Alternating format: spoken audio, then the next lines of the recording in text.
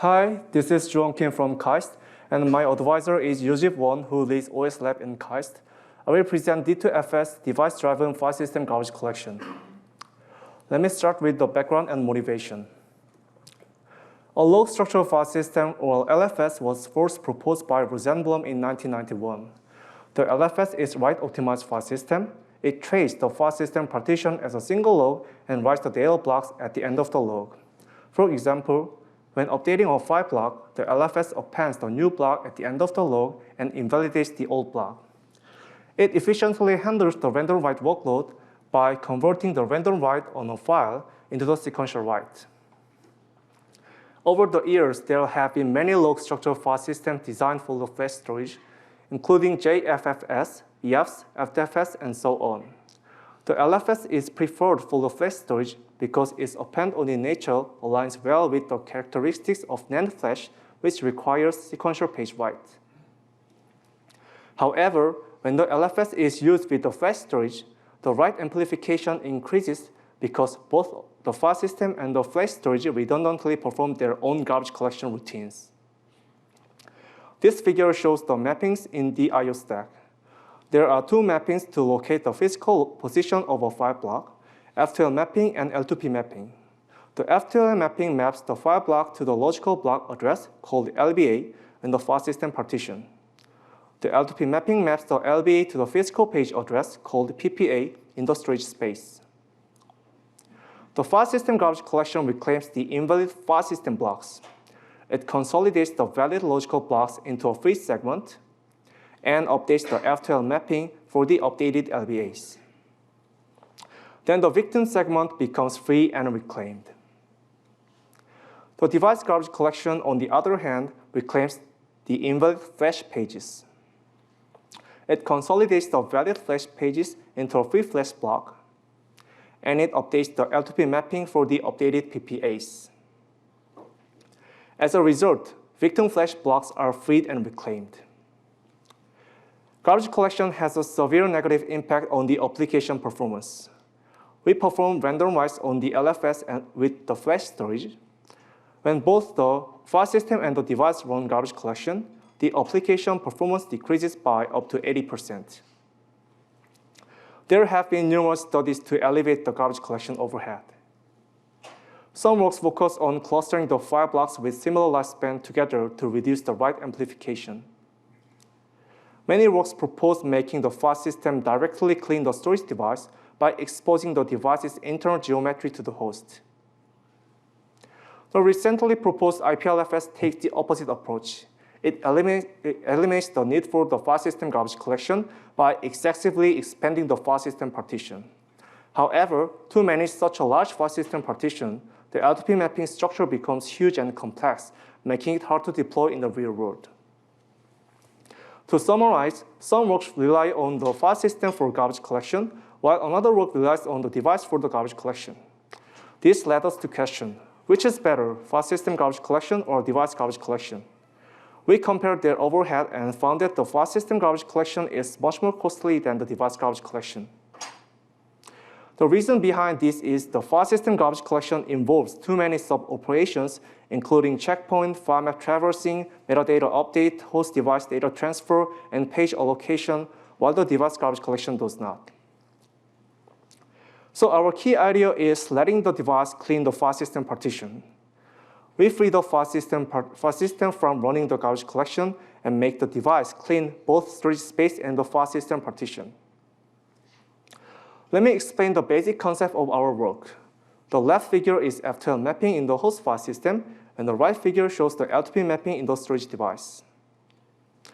When the device runs garbage collection, it consolidates valid flash pages, so the corresponding PPAs are updated, and the storage device updates the logical block addresses of the consolidated flash pages so that the corresponding logical blocks are consolidated. The device updates both F2L mapping and L2P mapping. As a result, the device garbage collection cleans both the flash blocks and logical space. The device synchronizes the updated LBAs to the host file system. Then the host file system updates corresponding F2L mapping for the updated LBAs and reclaims free file system segments without explicitly migrating the file system blocks. We call this concept the device-driven file system garbage collection. Now I will discuss the challenge of the device-driven file system garbage collection. There are 3 key challenges in total. First, the legacy I/O stacks allows only the host to update the FTL mapping. Second, legacy interface mechanisms such as interrupt and polling are suboptimal for synchronizing the updated FTL mapping.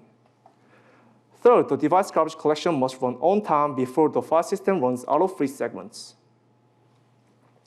In the first challenge, the device must be able to update the FTL mapping without interfering with file system activity. Since both the host and the device allocates LBAs, there is a potential conflict in allocating LBA. In the second challenge, we need to design an optimal interface for the device-to-host synchronization. Polling wastes host CPU cycles.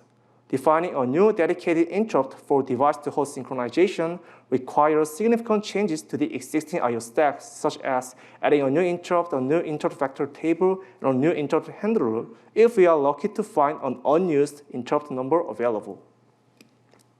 In the third challenge, the device garbage collection must run on time before the file system runs out of free segments. Since the device runs garbage collection on its own schedule, the file system can run out of free segments, suspending its operation till the synchronization of the garbage collection. Now let me introduce D2FS, device-driven file system garbage collection. Here's the design overview. D2FS consists of 3 design ingredients: coupled garbage collection, migration upcall, and virtual overprovisioning. In coupled garbage collection, device updates FTL mapping. Migration upcall is device-driven I/O interface that synchronizes updated FTL mapping to the host. In virtual overprovisioning, we virtually expand the file system partition to prevent the file system running out of free blocks. I will explain the detail of the coupled garbage collection first. Coupled garbage collection is a device garbage collection. In coupled garbage collection, both LBA and PPA are coupled and updated together. When the garbage collection runs, flash pages and corresponding logical blocks are consolidated together, reclaiming both the flash block and the file system segment. To prevent the device from conflicting file system in allocating LBA, we divide the file system partition into 2 regions, regular region and the garbage collection region. In the regular region, only the host can allocate LBA. In the garbage collection region, only the device can allocate LBA as a destination region of the garbage collection. Coupled garbage collection proceeds in 3 steps. The first is selecting a victim flash block. Second is migrating the valid pages in the victim flash block to a free flash block. The third is remapping the destination flash block to a free segment in the garbage collection region. Now I will explain the migration upcall. Migration upcall is device-driven I/O for sending the LBA updates to the host. A single migration upcall contains a set of old LBA and new LBA pairs. The device sends the migration upcall to the host. Then the device updates the FTL mapping with respect to the updated LBA. After that, the host sends a completion signal to the device by using a doorbell mechanism. When the migration upcall is ready, the device needs to signal this to the host. For I/O signaling, the device piggybacks the upcall notification on the completion signal of the other I/O command. We call this mechanism upcall piggybacking. The upcall piggybacking neither wastes CPU cycles nor requires defining a new interrupt. When using the legacy I/O stacks interface mechanism, the device signals I/O completion and upcall submission separately. In upcall piggybacking, the device piggybacks the upcall notification onto the completion signal of the other I/O command following that upcall. To this end, the device sets a newly defined upcall flag in the I/O completion signal. The host receives the upcall and extracts the updated FTL mapping from the upcall. Then the host updates the file system state with respect to the updated FTL mapping, creating the free segments. Now I will present the virtual overprovisioning. The concept of virtual overprovisioning is separating the file system partition size from the storage capacity and virtually expanding the file system partition size. In the legacy I/O stack, the file system partition size is limited by the storage capacity. So the device must run garbage collection on time before the file system runs out of free segments. Otherwise, the file system operation is suspended until the synchronization of the garbage collection. In the virtual overprovisioning, the file system partition is virtually expanded. It provides the file system with enough free virtual segments, allowing the device to run garbage collection on its own schedule. Virtual overprovisioning does not mean that the file system can store data blocks beyond the storage capacity. There are 3 types of blocks in the file system partition: valid, invalid, and free block. In a legacy I/O stack, the total size of valid, invalid, and free blocks is limited by the storage capacity. In virtual overprovisioning, only the size of valid blocks is limited by the storage capacity, ensuring that the file system does not write beyond the storage capacity. We examine how much we need to virtually overprovision the file system partition. We determine that 2.4 times the storage capacity is sufficient. Recall that the D2FS file system partition consists of the regular region and the garbage collection region. And we experimentally determined that 1.4 times the storage capacity is sufficient for the regular region. If it falls below 1.33, the file system is likely to run out of free segments, degrading the application performance. We set the size of the garbage collection region equal to the storage capacity, as the storage capacity is large enough to accommodate logical blocks migrated by garbage collection. Next, I will discuss the evaluation. Here is an evaluation setup. We used a 256 GB emulated SSD, which has been presented in FAST23, with a garbage collection unit size of 32 megabytes. And we used 5 workloads: FIO TPCC, MySQL YCSB-F, and file server. We compared 4 file systems. The first is D2FS, which involves both file system garbage collection and device garbage collection. The second is zoned D2FS, a version of D2FS with ZNS support, where only the file system performs garbage collection.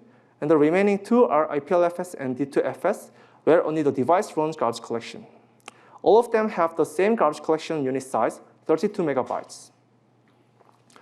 This graph shows the performance of a 4 kilobyte random write workload. The performance of all 4 file systems start decreasing around 300 seconds due to the garbage collection. And by eliminating costly file system garbage collection, D2FS outperforms D2FS by 3 times and zoned D2FS by 1.7 times. D2FS also outperforms IPLFS by 15%. IPLFS periodically reorganizes its L2P mapping structure to reduce its memory footprint, and this activity interferes with the I/O requests from the host. D2FS is free from this overhead.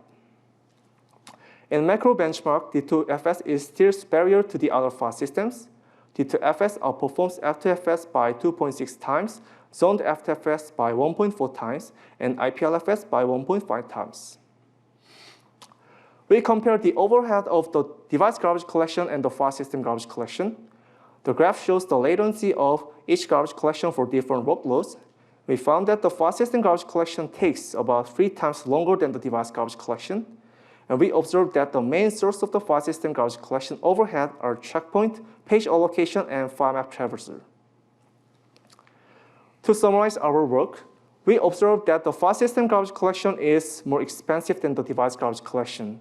Thus, we make the device garbage collection clean the file system partition, taking the opposite approach to the widely used host-driven garbage collection. As a result, D2FS outperforms D2FS by 3 times and zoned D2FS by 1.7 times, respectively. That's all for my presentation. Thank you for your attention, and please feel free to ask any questions.